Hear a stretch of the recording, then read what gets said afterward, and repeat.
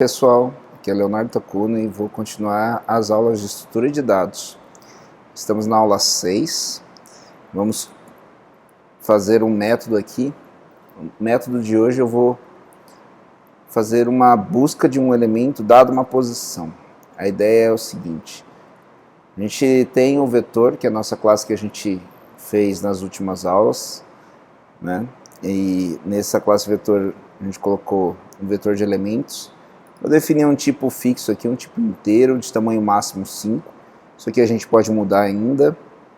No nosso construtor a gente criou, instanciou os elementos, definiu uma variável que vai ser uma variável contador e ela ao mesmo tempo vai controlar qual é o último elemento que está sendo inserido aqui nesse vetor, né? Então o contador ele vai adicionar um elemento na última posição do vetor, sempre na última posição.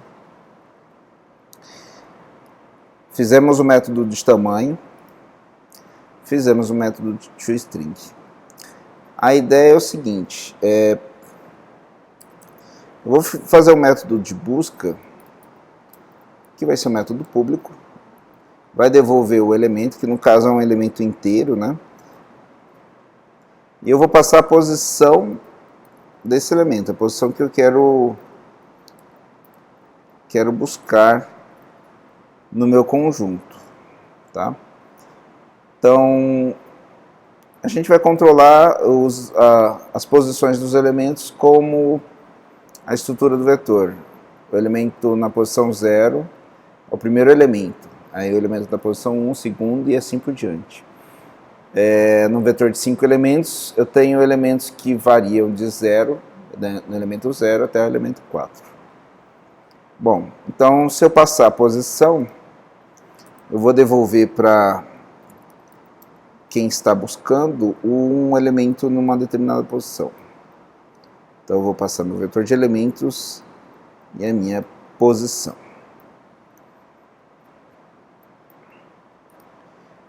Ok. Para a gente testar aqui, eu criei uma classe principal e aqui eu vou inserir alguns elementos num vetor. Então eu vou criar o meu objeto vetor.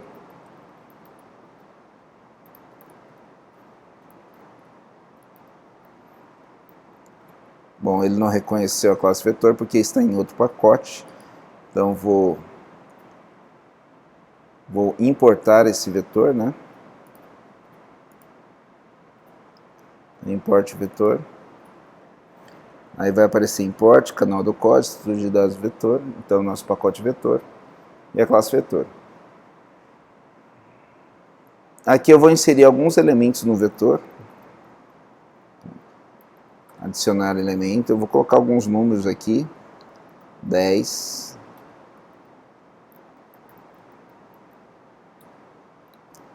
17,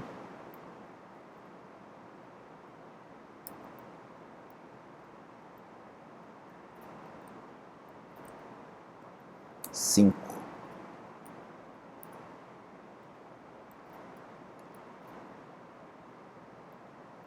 9,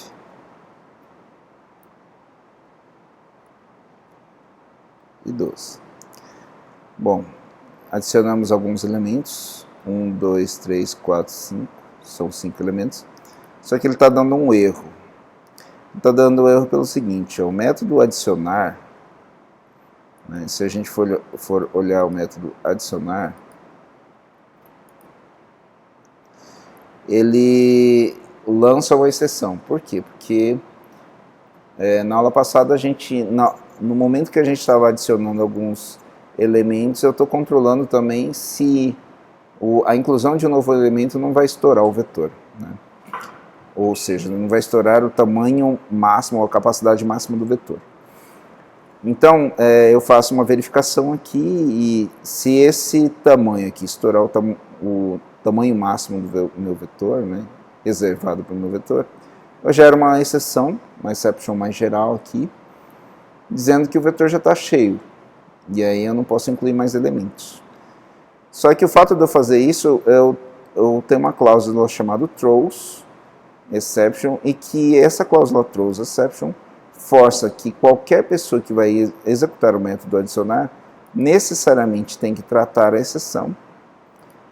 É o que ele fala aqui, ó, surround with try catch, ou lançar a exceção lá para o sistema operacional tratar, ou para alguém tratar, né? Então a main lançaria para alguém tratar essa exceção. Então eu vou fazer dessa forma, vou lançar a exceção para fora, tá? E aqui eu vou assumir que eu vou trabalhar com 5 elementos apenas. Bom, e aí eu vou usar o método que a gente acabou de fazer, que é o método buscar, ou busca, né? Método busca. A posição. Essa posição é uma posição dentro do meu vetor. Então, é a posição 0, se for o primeiro elemento. O segundo elemento é a posição 1. Terceiro elemento é a posição 2. O último elemento é a posição 4, né? Então, eu sei, por exemplo, que o elemento na posição 2 deveria mostrar 5 aqui, ó.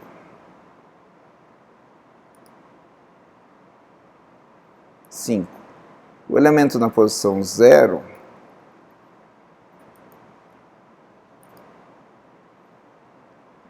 é 10. Então, ele faz corretamente a busca, ele vai lá na posição, devolve o elemento daquela posição. No entanto, essa função aqui é uma função que aceita qualquer número. Se eu colocar um número negativo aqui, ele vai aceitar.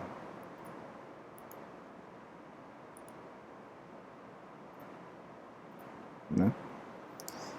Imagine se eu não adicionar esse 12 aqui, ó, e colocar ainda a posição 4 aqui.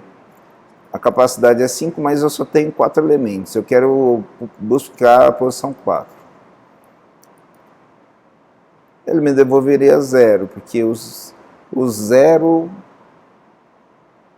como a posição 4 não foi preenchida, ele iniciou aquela posição com um valor 0. Só que, assim, esse 0 aí é um valor default, um valor padrão, né? Ele poderia ser um valor do conjunto. Então eu não sei se o 4 está preenchido ou não está preenchido, né? Minha capacidade máxima é 5, então o último elemento do meu vetor é 4, mas a posição 4 não está preenchida. E se eu tentar acessar uma posição 40, por exemplo, uma posição que não existe, gera uma exceção de array index out of bound exception. Então, estou tentando acessar uma posição do vetor que não está alocada para mim, tá?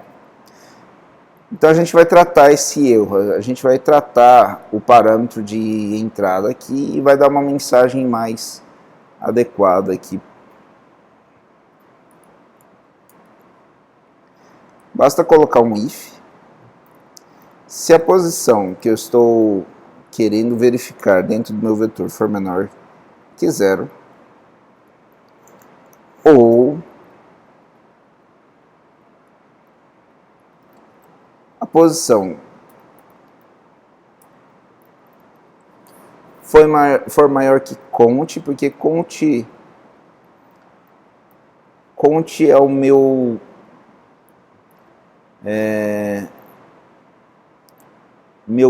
maior elemento, assim, maior ou igual a count, né?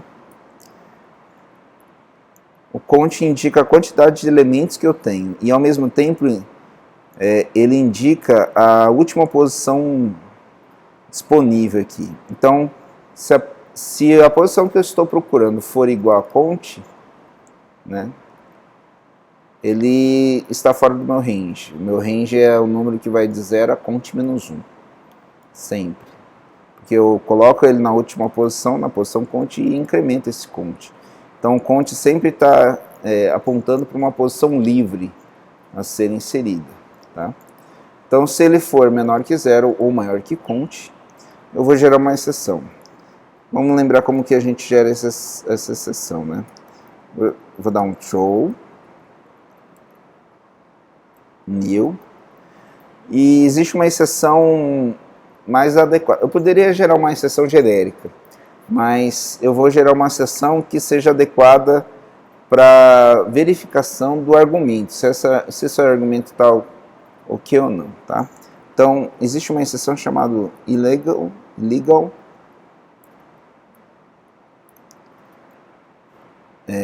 arguments, legal arguments exception. E aqui eu posso mandar uma string dizendo, ó, posição inválida.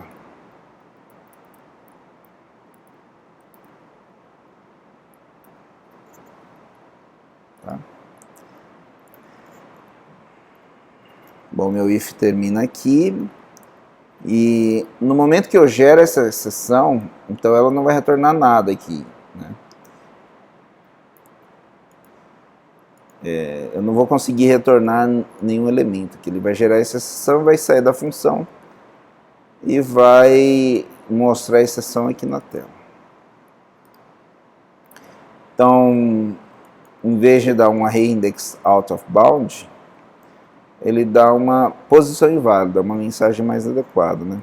Eu poderia até tratar isso aqui.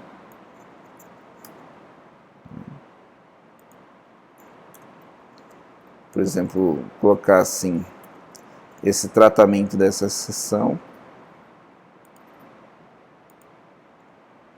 Colocando um try catch aqui, né? Pegando isso tudo aqui, jogando lá para cima, né? Para dentro do try catch também. Tá.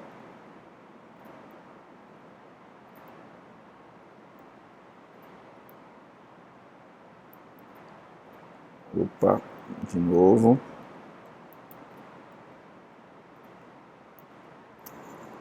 Pronto. Coloquei todo mundo dentro dessa exceção, e se gerar alguma exceção,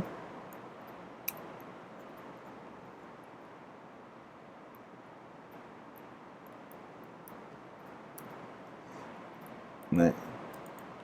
Aqui é uma exception mais geral. E aqui eu posso também tratar com catch o illegal argument exception.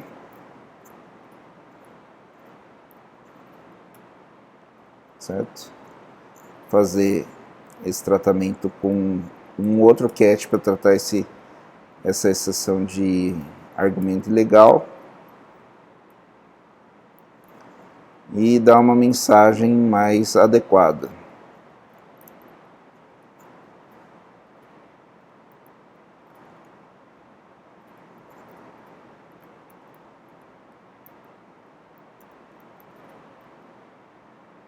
Erro. E pegar a mensagem e mostrar o erro. Então, inserir alguns elementos, a inserção desses elementos pode gerar uma exceção mais geral, dar um print trace aqui, print stack trace, ou eu posso gerar essa exceção illegal argument exception, né? Nesse caso aqui ele deu a mensagem mais bonitinha, né, de posição inválida aqui no tratamento da minha illegal argument exception. Ok, pessoal? Espero que vocês tenham gostado desse algoritmo aqui. É um algoritmo bem simples para busca, a gente não está fazendo varrimento nenhum. A gente está passando simplesmente a posição do elemento, né, a posição que eu quero buscar. Eu não estou buscando um elemento específico aqui, eu não estou procurando o 17, nem o 5, estou definindo uma posição e essa, né? E espero que tenham gostado do vídeo. Assinem o canal, dê uma olhada nos outros vídeos aí que temos de estrutura de dados. A gente vai avançando com a parte de vetores por enquanto. E até a próxima.